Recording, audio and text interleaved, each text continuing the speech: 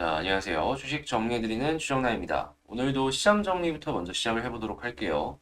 이날 페드의 제롬 파월 의장은 상원 인준청문회에서 연준이 3월 자산 매입을 종료하고 금리 인상을 진행해 나갈 것이다 라고 하면서 올해 후반에는 보유자산 축소에 나설 것이다 라고 밝혔습니다. 이어서 이번 양적 긴축이 금융위기보다 빠르게 진행될 것이다 라고 하면서 만기가 도래한 채권을 재투자하지 않음으로써 보유자산을 줄이는 접근 방식과 재산을 매각하는 방식 모두 이제 생각을 하면서 진행을 하겠다라고 언급을 했는데요.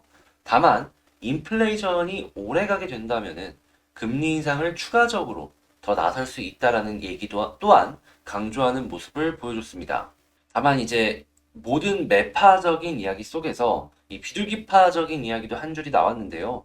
시장에서는 이제 통화정책의 정상화까지 긴 여정이 될 것이다 라고 이야기한 것에 집중을 하면서 이 부분이 상대적인 비둘기파적인 발언이다 라고 해석을 했고요. 특히나 올해 대차 대조표 축소는 올해 후반기에 개시할 수 있다라고 밝혀서 시장의 우려가 지금은 다소 해소가 된 모습이 보여졌습니다. 그래서 이제 시장의 유동성이 지금 당장 줄어드는 것이 아니기 때문에 기술주 중심의 나스닥과 필라델피아가 보다 더 강한 모습을 보여줬고요. 그리고 이제 채권 쪽에서도 미국 10년물이 1.75% 이하로 떨어지는 모습이 보여지면서 주요 기술주들이 반등하는데 중요한 요인으로 작용을 했다. 이러한 의견들도 보여지고 있습니다. 다만 페드의 이 인사들이 매파적인 발언을 계속 이어가는 모습을 보여줬는데요. 라팔 보스턴 애틀란타 연은 총재 그리고 로레타 클리블랜드 연은 총재는 3월 금리 인상에 대해서 이야기를 했고요. 에스더 로지 캔자스 연은 총재 같은 경우에는 차라리 일찌감치 대차 대조표 축소에 나서는 것을 선호한다라고 밝혔습니다. 그런데 이제 이러한 내용들보다 일단 파월 의장의 발언권이 조금 더 세고 그리고 심지어 지금 어떻게 보면은 매파적인 이야기를 계속하다가 비둘기파적인 내용을 하나 이렇게 딱 섞은 거잖아요.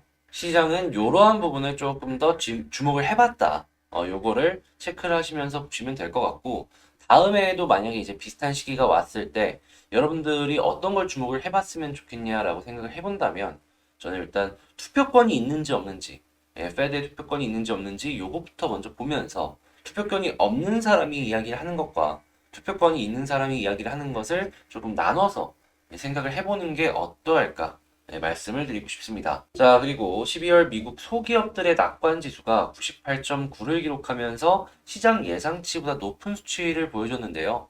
아무래도 이제 미국의 중소기업들이 조금 지금 상황이 괜찮다라고 생각했기 때문에 이런 모양이 나온 게 아닐까 싶고요.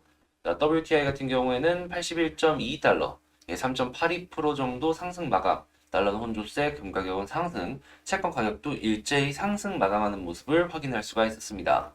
경제 같은 경우만 본다라고 하면은 미국 쪽은 조금씩 살아나는 게 눈에 띄게 보이고 있는 것이 아닌가라고 생각을 하네요. 자, 그리고 IBM의 이 UBS 투자 의견, 요 사양 소식에 들려온다라고 해서 약세를 보여준다라고 하거든요.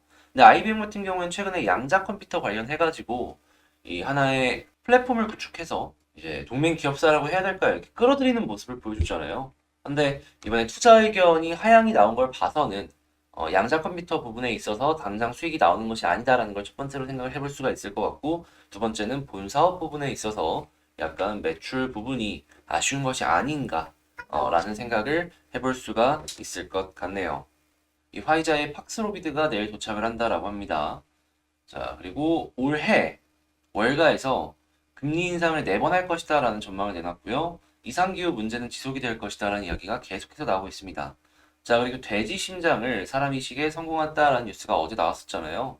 인공장기 관련주 한번 보도록 하고요. 오늘 12월 미국의 소비자 물가지수 CPI가 나오고요. 러시아, 나토의 협상이 예정이 되어 있습니다. 아무래도 이 러시아랑 나토의 협상이 어떻게 되느냐에 따라서 가스값이 잡힐 것이기 때문에 이것도 주목해서 보시면 좋겠고요. 내일은 12월 생산자 물가지수가 나옵니다. 지금 소비자 물가지수, 생산자 물가지수 나오게 되면은 인플레이션의 주요 지표로서 연결해서 생각을 해볼 수가 있으니까 이거 나오는 거 꼭 지켜보시고요. 금요일날 12월 소매 판매 지수 나오고 금융통화위원회가 열립니다. 아마 이제 이번 달에 금리 인상이 될 수 있다라는 얘기들이 나왔던 걸 생각을 해보면은 이번 금통위가 지나고 나서 한국 증시가 잠깐 출렁할 수도 있겠다라는 생각을 하는데 이 부분은 아무래도 장중에 열리기 때문에 예, 한번 꼭 지켜보시면 좋겠네요. 자, 그러면 시장 분석 한번 싹 해봤는데 예, 잘 들으셨다. 잘 들으셨다. 내일 또 열심히 준비해와라 라고 생각하신다면 구독과 좋아요 한 번씩만 눌러주시면 감사하겠습니다. 자, 그러면 개별 종목 한번 보도록 할게요. 자, 제가 이번에 가지고 온 종목은 한국 BNC를 가지고 왔습니다. 일단 한국 BNC 같은 경우에 오늘 61선을 조금 돌파하지 않을까라는 기대감을 갖고서 봤는데 결국엔 조정이 보여지더라고요. 그래서 좀 아쉽다라는 생각을 했는데 그래도 이제 완전히 끝났다라는 건 아니니까 일단 하나씩 뉴스 나온 것들 이전에 나온 거더라도 다시 한번 체크해보는 개념으로 한번 보도록 하겠습니다. 이 한국 BNC 관련해서 화이자에 먹는 치료제 팍스로비드 관련된 뉴스가 하나 나왔습니다. 자, 이번에 치료제 이슈에도 불구하고 한국 BNC가 반등을 했다라는 뉴스가 나왔는데 근데 저는 이 뉴스를 통해서 우리가 알 수 있는 한 가지는 이번에 화이자가 들어오는 물량이 2만 명분이거든요. 지금 생산량이 그렇게 많지는 않구나라는 걸 우선적으로 알 수 있는 것 같아요. 그렇다라고 했을 때 한국 BNC가 긴급 사용 승인이 최대한 빠르게 떨어진다라고 했을 때 후발주자로서 침투할 수 있는 시장은 여전히 많이 남아있을 수 있다라는 거 기대해 볼 수 있겠죠. 게다가 이 한국 BNC 같은 경우에는 직접 생산도 하고 러시아를 필두로 몇몇 동유럽 국가들의 판권을 갖고 있잖아요. 그런 지역들의 제품을 판매한다라고 했을 때 수익이 작지는 않을 겁니다. 자, 그리고 이 한국 BNC가 지금 많이 질질 끌려서 그렇지 이 안트로키노노를 만든 골든 바이오텍 같은 경우에는 오늘 약하지만 반등하는 모습이 나타나고 있습니다. 물론 지금 완전히 하락이 끝났다라고 보기는 어려운데요. 근데 이 회사가 갖고 있는 그런 가치들이 가짜였다면 여기서 지금 자리를 유지하고 있는 게 아니라 더 떨어지지 않았을까 생각을 하네요. 해서 안트로키놀의 가치에 대해서 의문이 든다면 저는 이 골든바이오텍의 주가를 계속 보는 게 어떠할까 여러분들께 말씀드리고 싶습니다.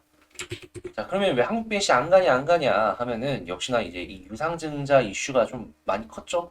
이번에 기지정정된 이제 이 신고서인데 내용을 보자면 유상증자 권리락은 25일이고요. 신주 배정일은 26일로 이제는 아예 결정이 됐죠. 뭐 이전에도 결정이 된 거긴 한데 근데 그때 서류 뭐 보완해야 될 거 다 하라고 해가지고 다시 냈는데 또 그럴까요? 설마 그러진 않을 것 같거든요.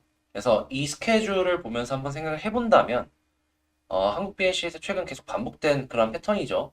이전에 쭉 뺐다가 어느 정도 횡보해주다가 이 권리락 1 가까워지는 그때쯤부터 본격적인 상승. 이게 벌써 한 두 번은 반복이 된 것 같거든요. 요 기시점 정도 두 번이 넘었고. 그래서 이번에도 약간 조정 후에 횡보해주는 모습을 보여주게 된다면 여기서부터 권리락 다가왔을 때 한번 집중을 해보는 게 좋지 않을까 싶네요. 다만 이 이후를 생각을 해본다면 약간 한숨이 쉬어지는 그런 스케줄들이 몇 가지 있기는 한데 그건 이제 나중에 한번 얘기를 해보도록 하고요. 지금 당장은 요 권리락에 집중을 해보자 이렇게 말씀드리겠습니다. 자, 그러면 수급을 한번 볼 텐데 어제 굉장히 인상적이진 않지만 긍정적인 흐름이 하나 나왔어요. 그게 뭐냐 하면 개인은 팔았는데 외국인과 기관이 샀습니다. 그 이야기는 요 음봉에서 개인만이 털렸다라는 소리인데 솔직히 저희 이런 모습 막 연이어서 나왔을 때 외국인과 기관만 꾸준하게 사주는 모습 보여주게 되면요 올라가는 경우가 상당히 많아요. 그래서 지금은 그 연이어서 나올지는 모르겠지만 한 외국인과 기관만 사는 모습이 이틀에서 3일 이어지게 되어 준다면 여기서 빠른 시간 내에 추가적인 상승을 한번 더 기대해봐도 괜찮지 않을까 싶은데 일단 60일선 확실하게 이탈을 했잖아요. 주봉과 월봉상의 지지라인이 아래쪽에 있으니까 일단 요 부분들을 마지노선으로 생각을 하면서 지켜보면 좋을 것 같다라고 말씀드리고 싶네요. 바로 아래쪽에 지지라인이 있긴 한데 그렇게 뭐 멀진 않잖아요. 그래서 저런 것도 한 번은 생각을 해볼 수가 있지만 가장 베스트는 역시나 다시 한번 말씀드리는데 61선 위에서 자리를 잡는 것이다. 이렇게 말씀드리면서 일단 수급창 어떻게 봐야 되는지 한번 말씀드렸고요.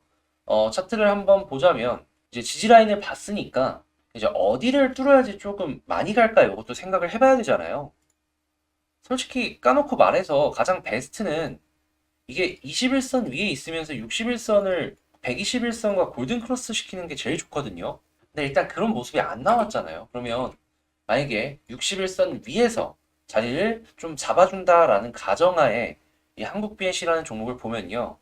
여기서 이제 왔다 갔다 해주는 모습을 보여줄 텐데, 여기서 이제 아래쪽으로 떨어지는 그 흐름이 나올 가능성이 조금 높아요. 보통 이런 패턴에서 위로 올라가는 모습보다 아래로 떨어지는 모습이 많이 나오곤 했었거든요. 자, 그러면 1번.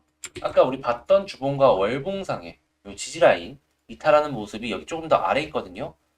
여기 조금 더 아래까지 보고 이탈하면 여기선 비중 조절 들어간다.